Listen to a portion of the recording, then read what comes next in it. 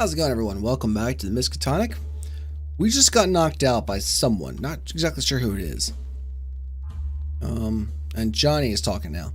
It's proving difficult. Her eyes seem to be linked to her emotions rather than any manipulable cerebral mechanism. She has to want to do it. Torture. Largely ineffective, at least the ones we've used. Electrotherapy, transdimensional contact, tarantulas immersion. She's a weirdo. Apes bashing rocks. Well, we figured we'd ask you to take a look at her as the member of the staff with the least respect for humanity. Maybe you can get her to cooperate. Cooperate with the ruiner? Cooperate with the crumbler? Your penchant for obliteration is the fascinating little quirk of the species. Fine, I'll make the witch girl cooperate. There are staff members between here and there that have documents on her, but they've been passing them around. Something they consider before you talk to her. Completely unnecessary, but fine. I will collect her little documents. Am I gonna place theirs now? Oh, I am. Okay. Wasn't expecting that. You have a file on our latest patient, correct? Sure, boss. Hand it over, Sizel. Here you go, sir. Some good late reading. Charlotte Effett LeStrange. Effett. I just realized that. Name, Charlotte Effett LeStrange. Height, 5'6". Age, 22. Hair, black. Eyes, N.A. Weird. Nationality, American, French. Summary. Subject spends her formative years as a member of a Shub-Niggurath cult and witch coven. As a result, subject is deeply dedicated to the cult's tenets of sharing compassion with humanity. Subject is generally cheerful and good-natured, though naive and easily manipulated. As subject left the education system early to join her cult, subject has relatively low intelligence and common sense compared to women of her age. Subject is deeply fascinated with the occult, having become a witch at an early age, and exudes a curious and inquisitive disposition to supernatural abominations that would drive other civilians insane at the sight. Subject has the ability to manipulate primordial ooze using an unknown mechanism in her eyes. Subject was brought to the attention of the university by a fellow member of her cult, one Rumman Fletcher. Oh, so we know Rumman actually suggested it, but we just hand it over to one of them? Okay, well, let's go with these people. Why'd she get the eyes? What a waste of a fantastic mutation. What, jealous? She gets to be the martyr of humanity and you're stuck with sausages growing out of your back. The file, please. History. History, age 3. Subject sneezes, reveals her black eyes. Patient forgets subject's middle name, renamed Effett. So, she apparently blew out her own middle name by accident. Nice. Age 5. Subject attends schools. Tests poorly. Often found socializing with mutated children, inquiring about their disabilities. Subject, age 8. Subject displays a natural affinity for the occult. Seems not distressed by knowledge of monsters or entities. Subject 9. Subject is taken out of school to become a cultist in the Chesuncook witch coven. Dead mother informed of her abilities. Reminded to keep the coven's affiliation with the Miskatonic a secret. Whoa, so our coven was actually part of the Miskatonic? Age 15. Fully indoctrinated by the cult's ideologies of spreading peace and harmony. Dead mother informs the university that the training of her eyes is going poorly.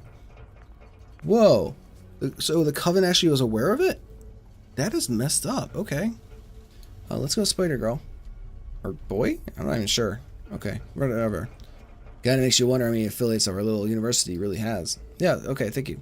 There's gotta be independent partners all over the world, right? The papers. Sure thing, boss. Here you go. Subject has been indoctrinated by the affiliate Chesuncook, or Chesuncook Witch Coven. How many times have I said Chesuncook? I think that showed it before. And has fully accepted their doctrine of peace and harmony.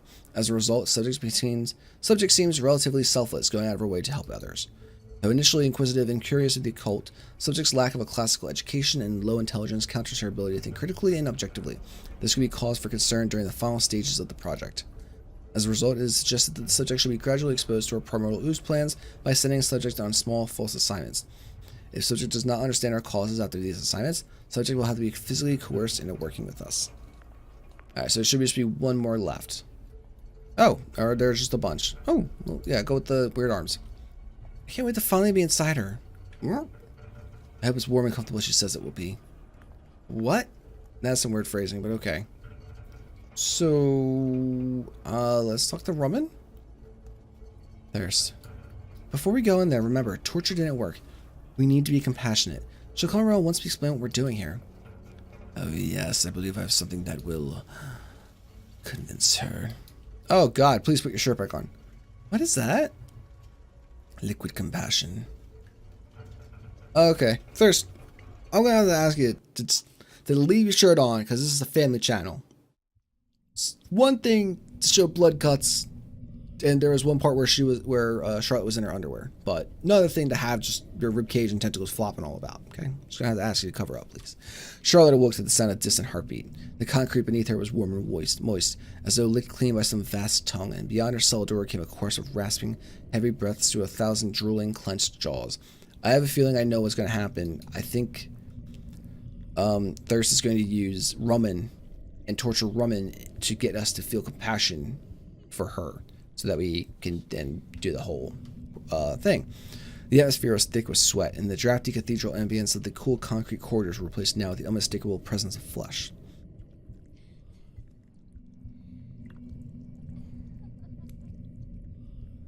As the door to her cell creaked open, Charlotte soon discovered that she was no longer bound by those chafing leather straps, though found her fingers far too numb to think she had loosened them herself.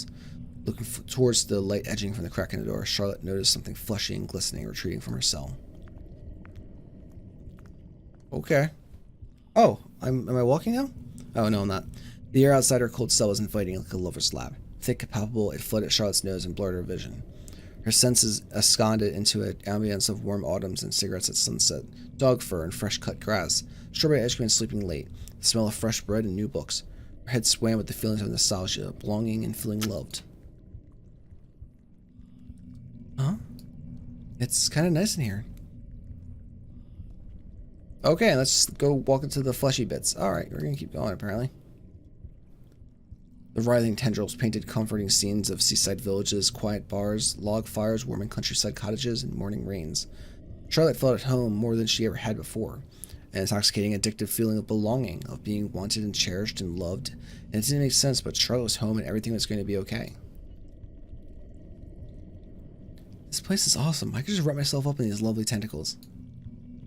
Wait a minute. Nah, never mind. I want to go deeper.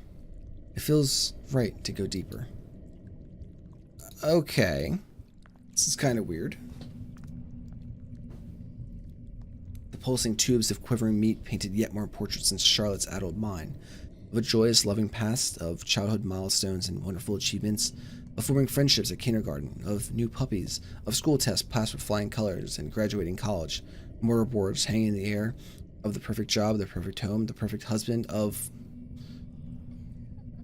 Wait, that never happened. I did terrible at school. I never had any friends. I never had a puppy or a job or a boyfriend, let alone a husband. I left school to become a witch. And fat lot of good that did me, huh? First ever real job and they fucking abduct me and take all my stuff and throw me in here. And now even the fucking walls are laughing at me. Alright, calm down. There's gotta be a way out. Just keep going. Okay, so starting to wake up and realize this is all just... not real, and... that's gotta get censored. Ah, there you are. We were wondering when you'd finally join us. Yeah, that's getting censored. Rumman, what happened to you? What do you mean us? Where is everyone?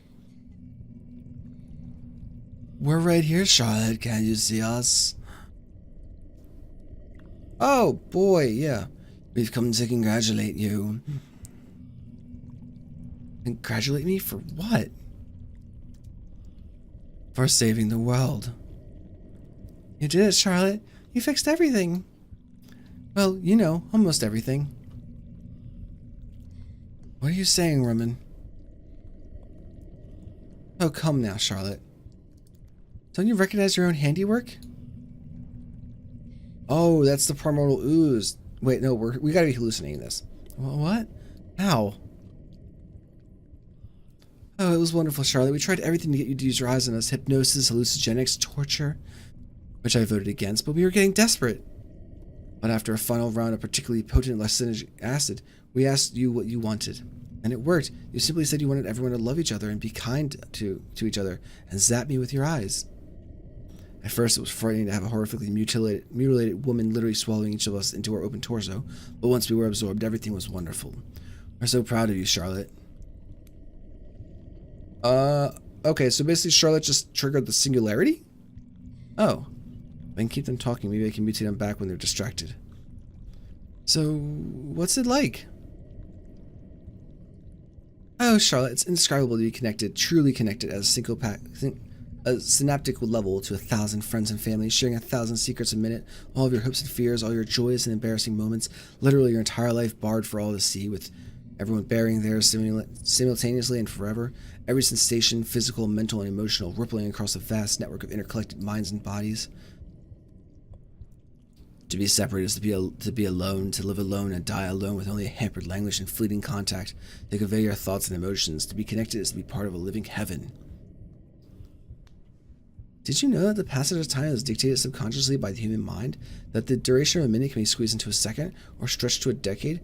That's why drowning sailors see their entire lives flash before their eyes, or the Mazatec shamans spend years exploring their minds during 15-minute doses of salvia divinorum. In the 12 hours it took you to recover, we have spent a septillion years laughing at awkward memories, weeping together at past tragedies, bathing in coital bliss. I still have a lot to censor in this. Huh, that actually sounds pretty rad. But why are you not just a warped face on a mass bruised meat, Roman, like everyone else? Well, we needed a face for the rest of the plan, and between the emotional orgies and the, actual orgies, we had a little debate and decided that I was the most goddessy. Goddess-ish. The one that looks most like a goddess. Goddess-ish. I guess that makes sense. Wait, what plan? Expansion, of course. No? Why aren't my eyes working? What did they do to me? Did Roman take my eyes? Charlotte, think about it. The Chesuncook cavern was great and all, but we were never going to convince the entire world to stop being awful to each other. If we were able to absorb the human race, there'd be no more suffering, no more bigotry, no more hatred, just an eternity of quiet bliss until the sun swallows the planet. If you let us out, we can double our mass every day. Within 27 days, we'll have absorbed both North and South America, a quick swim across the Atlantic, and we'll have the world a week later. The entire world connected, Charlotte. Can you imagine a greater paradise? All we need is for you to build a portal down here large enough to get us out of the sanitarium. All we need is for you to get the Dunwichers to build a portal down here large enough to get us out of the sanitarium. We're not as squishy as we thought we'd be. Slightly too much bone in here. Can't fit through the exits into the Miskatonic's underground tunnel network. Okay. Well, what if they don't want to be absorbed? I mean, I'm literally your first customer and I'm not feeling the sales pitch. Well, of course you're on the fence, Charlotte. You're a Chesuncook, which with the scrambled brain, but think of all the normal people out there. The homeless, the jobless, the depressed, and suicidal. To be absorbed is to be free of the burdens of life. No obligations, no debts, no politics, nothing but the embrace of a loving community. And, anyone adamant about staying individual will change their tune after a brief swallowing. What? If they've done something to my eyes, my only option is to talk my way out of this and go get help. Oh, come now, Charlotte. Anyone on the reservation will quickly change their tune once they're a part of the community. I mean, we'll be blanketing the entire world with our euphoric mass, so the only other option would be to starve to death. We're not monsters, Charlotte. It's kind of monstrous, yeah. You can't just force people to join you guys. Because it's wrong. It doesn't matter how lovely it is in your community. It doesn't matter how terrible it is on the outside. People have to be free to make their own choices and think their own ways. And if their choices are assholey, dealing with the assholishness brings the groovier people closer together and pushes the assholes further away. It always does. They're just robbing everyone of their individuality and absorbing everything that takes away the promise of the future. Forcing everyone to be as good as they are today prevents them from potentially being even better tomorrow. And it's mean. And absorbing assholes doesn't make them suddenly better. It just makes you an asshole. Good point. So rather than ushering in a new age of humanity, you're saying we should just keep this incredible feeling to ourselves? I mean, yeah, wouldn't it be better to not have strangers swimming around inside you or whatever? Yeah, not happening. This is the next stage in human evolution, Charlotte. It might be rough for the first few years, but with the slow and deliberate consuming of all mankind, but it'll all be worth it once everyone's a part of us. Trust us, Charlotte. This is what's best for humanity. The girl raises a point. Negative emotions could perpetuate across the network. It would be in our best interest to exclude toxicity from the community.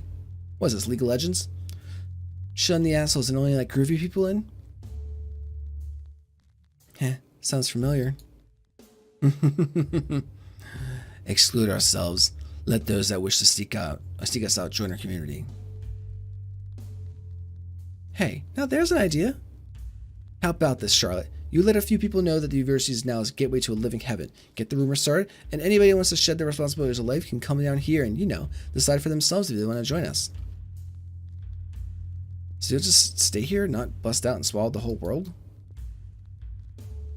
Nah, you were right. If we force the world to conform to our standards, we're only going to get more and more toxic. And if we're going to save the world, we can't become the douchebags that we're trying to save it from.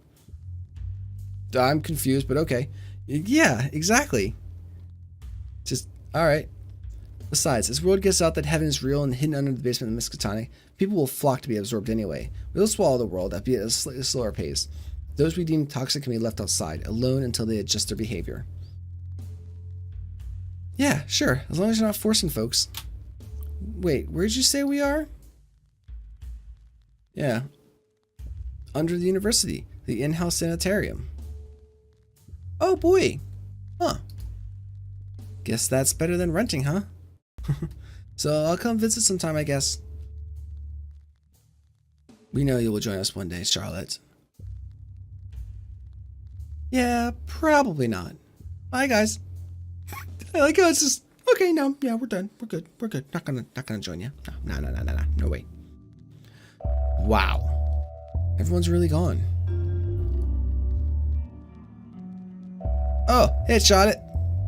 Annie? Nice outfit, love. You look like a severed bollock. You didn't get absorbed into the monster? What monster? The monster the rest of the staff turned into? The thing in the basement that they called the next stage in human evolution? The vast networked community of like-minded individuals who want to absorb the entire world to their mass as some terrible act of philanthropy? The thing that was worth experimenting on me for? The thing my friend betrayed me to become? You know, that thing? Oh no, they only really tell me the lunch menu for the day. So you turn the staff into monsters? Can I see? Just one big monster, and I don't think I ever want to go back downstairs. I don't know what to do. Oh, are we gonna run off to England? Okay, sweets. Well, is it dangerous? Are they in pain? Do they need my help with something? Well, no. They seem super into it, actually. And they told me they're not gonna, break out and absorb everyone on Earth. And they let me go, so I guess they weren't lying. And now about you take a minute to breathe and come rest your weary noggin. She's eating ears. Yeah, you're right. That was a bowl full of ears she was eating. Aw. Let me just take a picture of that for the thumbnail. Oh, move out of the way there. That's a cute thumbnail. I barely knew anything about anyone. Tell me about yourself. Well, I was born in London, but we moved to the West Country because Dad wanted to be a farmer. He was an accountant. My mom looked after me and my brother. Turns out the only thing Dad could grow was carrots, so me and my brother would spend all day in the market selling carrots for, real food. I remember when I brought home my first girlfriend, my dad was so psyched that I was into girls. Every father's dream. He tore out every carrot in the garden and made the whole family this giant stew, this bright orange sludge. Best thing I ever ate. Then the cannibalism started spreading from London, and feral folks started showing up, and we all joined in, of course. Suddenly, people didn't want carrots anymore. Don't know why, they went great with man steak. One day, some American bloke puts up a notice up on the town's bulletin board, promising money for test subjects to come to Massachusetts. I just went to collect my errands and go home, but my brother's such a big fucker they went and hired him as a monster hunter. What's a feral folk? People that just ate too much people. There's the normal lads that sort of just enjoy the chaos, go to the pub, cheese and onion crisps, shag the landlord's boy, quick murder on the slug home, barbecue tomorrow if the weather's good for it. And then the feral say, bugger the pub, let's just perch outside and wait for the first dozy sod who wanders out for a piss and tear him to pieces. Know what I mean? Cannibal apocalypse and there's still pubs? How else are you gonna enjoy it? So what are the requirements for being a witchy poo? Am I allowed in? Well, you need to be brainwashed into thinking that the world is fundamentally broken. You and your coven are the only people who can fix it. And chicken soup. Chicken soup?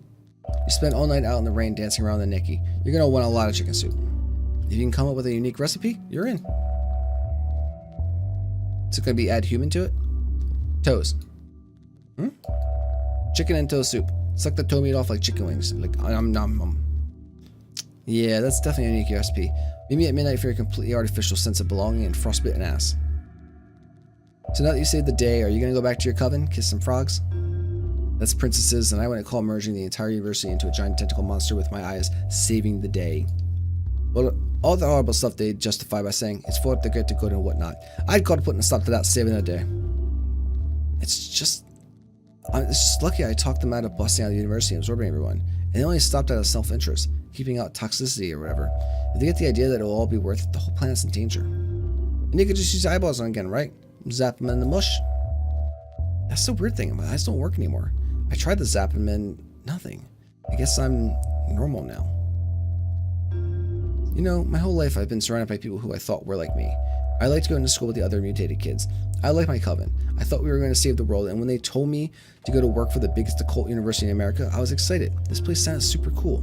And I thought it was full of more folks like me, folks who wanted to help people, but it's all fucked up. Even the people whose ideals I agree with have these malicious agendas inside them. It sucks. So I'm done with people. I'm gonna just get away from civilization. Ah, the mad hermit method. I like it. You can borrow some of my hair, make a nice beard. Actually, I was thinking, like, do you remember that thing about going to England and the shotgun and the umbrella stand and the pea green oven and the polka dot dresses? Because that sounds, you know, kind of cool. I can get adjusted to Arbor. Really? Would I, like, fit in over there? Well, no, you're rank, and we'd have to fix your accent. Say blimey. Blimey. Terrible. But I still gotta figure out what to do with the monster in the basement. First, you gotta pack your stuff and get out of that straitjacket, my lovey. Yeah, I guess you're right. I think I'm doing more Scottish for Annie, but it's close enough, I think. I know Scotland's different than England. Do not, like, lynch me for that. But I'm just saying that it's too late. I've already committed to the voice. I kind of can't believe we're doing this. I'm kind of, like, nervous, you know? Like, I've never been outside New England, and now I'm going to Old England. Bloody bugger. Bloody arse bugger biscuits. Am I doing it? Well, you got the topics down. Eek! Aren't you gonna get ready too? Well, let's see. Shirt?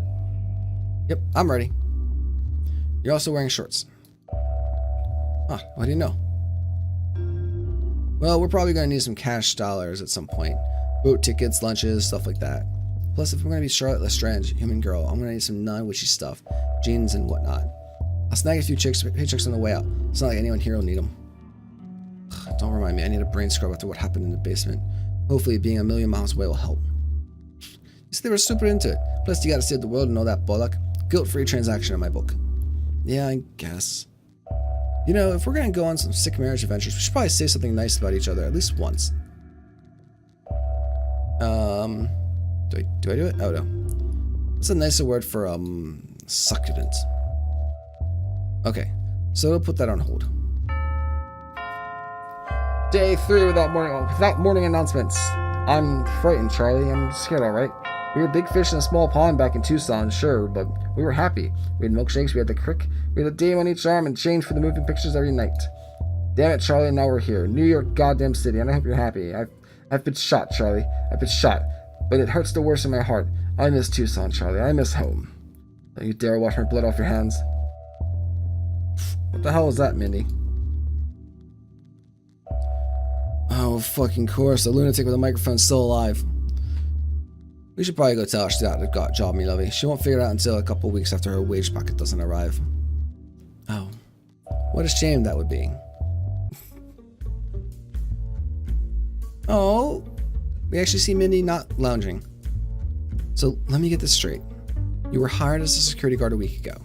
And within that week, you managed to flagrantly disobey security protocol by entering a classified primordial ooze extraction facility without the proper clearance, steal the valued possession of a Miskatonic offsite employee, stop the transport of invaluable supplies and equipment to the plateau of Lang by dismantling portal production in Dunwich, destroy the most prestigious occult science school in North America, and convert the entire faculty and student body of said establishment into a mutated abomination of flesh and tentacles hosted by your best friend. And rather than solve any of these problems, you're taking a half-feral cockney cannibal who you met when she profaned to going to eat the lower half of your body on a romantic vacation to elope in a country overrun by psychotic man-eaters. Hello, Annie.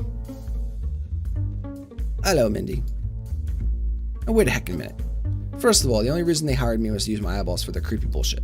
Secondly, the primordial ooze extraction whatever was torturing kidnapped locals with fear experiments and cutting their brains out to suck the goo out with giant syringes.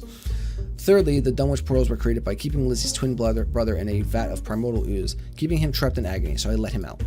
The monster in the basement, which, by the way, is a fucking sanitarium for performing experiments on nutty folks, was a result of them using my ooze warping eyeballs, and it worked just the way they wanted it to. And I only took that dead rainy stuff because the deep one it all belonged to finally escaped that horrible place. And even more in my defense, everyone really seemed to enjoy being a big gross monster. Like, really a lot. Gasmic fun times from what I saw. And if it's any consultation, if I took a chunk out of her, I'd probably get dysentery. It just like 12 seconds old. Be that as it may, I now find myself out of a cushy number. You may have heard that I recently acquired tenure. Yeah, you screamed it in my brain every morning over the tunnel. You give me an inkling. Congratulations, by the way.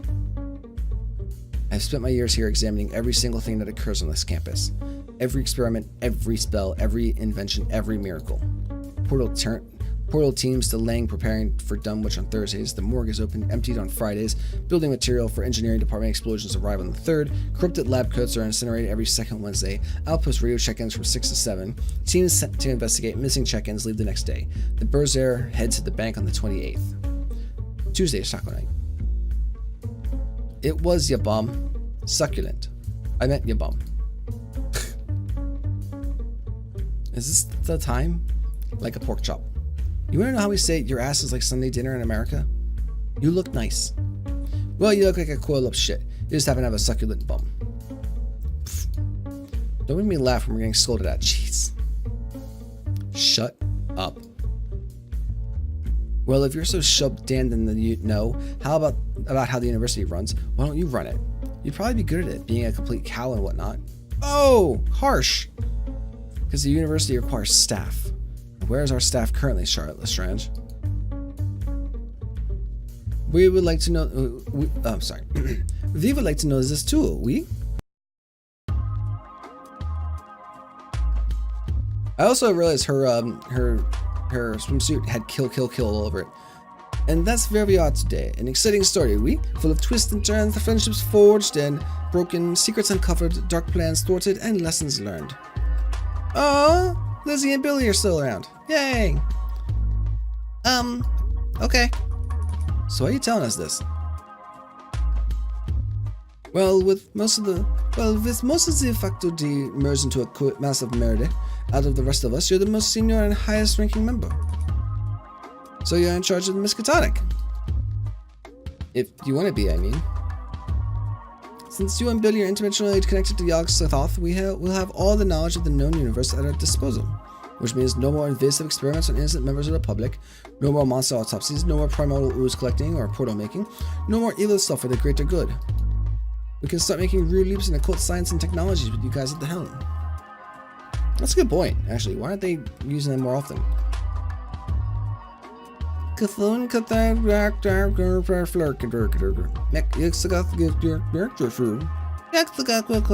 massive dick ass something. Man, Kipper is on great good guy. I feel like I'm just having a stroke saying that. Will someone make us grilled cheese? I really want to make grilled cheese now, damn. You can have as many as you like. Okay, let's get started. Clicked out. Is it the end? I think that's the end. Oh my god, that is the end. I like this a lot. This is a really, really cute game. Oh my god, I really like this. This is a really weird thing because usually when you think of like Cthulhu-based games, you think of like Call of Cthulhu, Dark Crunch of the Earth, the 2018 Call of Cthulhu, Land of Pain, stuff like that. Very few games can actually do the scary Cthulhu or creepy, unsettling style plus comedy. Another good game that did that I'm not going to play on the channel because it takes forever to play is Cthulhu Saves the World. If you like Cthulhu and you like humor, go check that out too. But overall, I really like this game. The art style is really cute. Unfortunately, I will say it's kind of a weird game because it's not a game. There's really nothing that was challenging or anything like that aside from reading. You have to be able to read. That's pretty much all it was. It was just a very linear point A to point B kind of game, but I kind of liked it for that extent. It's more of like a story that I was able to sit down and enjoy. But if you guys all enjoyed it, let me know in the comments down below. I know this finale episode was actually kind of long, so I hope you guys still like it. But if you did, please let me know down there. If you have a suggestion for gameplay in the future, let me know too, and leave a thumbs up on the video. I really do appreciate that. And also, make sure you're subscribed so you get updates for latest new content or go live while live streaming. And as always, have a great day. Remember to burn bright. I'll talk to you later. Bye. Just as I thought. Ah, there you are. We were under the impression you would join us. And I was under the impression you would join the world. We thought better of it. A selection process was devised to keep toxic elements out of the community. Charlotte will inform the world that we are heaven, and those wanting to join us must be worthy. Yes, I'm entirely sure she will. Or perhaps she'll leave you down here and run off with her sharp-toothed gorilla companion. What? Why would she do that? Possibly because she sees you as a repugnant mass of flesh, with the sort of ideals one should lock in her basement. Possibly. We are heaven. To deny the world of us would be to deny an eternity of bliss for all mankind. She would bar the greatest crimes against humanity in history on her shoulders. It seems like she's fine with that. Then you, Thirst, must make the Dunwichers release us. Oh, I have no power over them. They listen to the little ones, and the little ones listen to the girl. But I have an idea of my own. We don't need your idea, Thirst. Just get it out there, get us out, and tell the world that we're here. Our selection process will do the rest. Yes, I assume you'll be personally screening every single person on Earth to determine any personality flaws. All 2 billion of them. Oh. Right.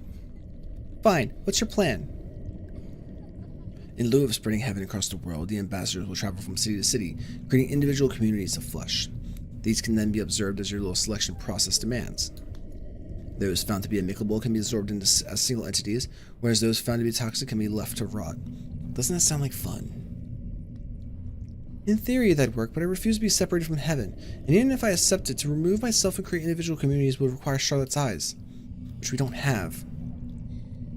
No, you don't. Would you like them? Oh, that explains what happened to her eyes. They were, like, the ability was removed out of them. Huh. At last, how do you feel? Oh no, that's not good. Debilitating, eye-watering bliss, Thirst. An emotional matrimony of contentment and peace that is as satisfying as it is exhilarating. I'm still connected, Thirst. I refuse to leave heaven. I just wonder if this is going to work. That is the strange thing about humans. Like-minded individuals always converge to share their common interests, only to attempt to outdo each other's knowledge or passion for any given subject, which leads to mild thoughts becoming extremely righteous causes, and a sense of elitism and hostility towards outsiders. What are the hells of religion or the far wings of politics, if not sensible ideas rotting in the convergences of human minds? Have you heard a European talk about their football? Trust me, you humans are incredibly predictable. You will jump at the chance to be connected into a vast neural community. The only thing to fear is that you'll find a way to ruin it. Are you ready to go? Oh god, it's actually even creepier when now she has legs. Sure, where to? Yeah, that's actually even creepier now she has legs. Is there more after credit stuff? I wonder. Nope, that's it. Okay. I like this a lot. It was really cute. I already said that so all before, so yeah, that was just extra credit stuff. Bye.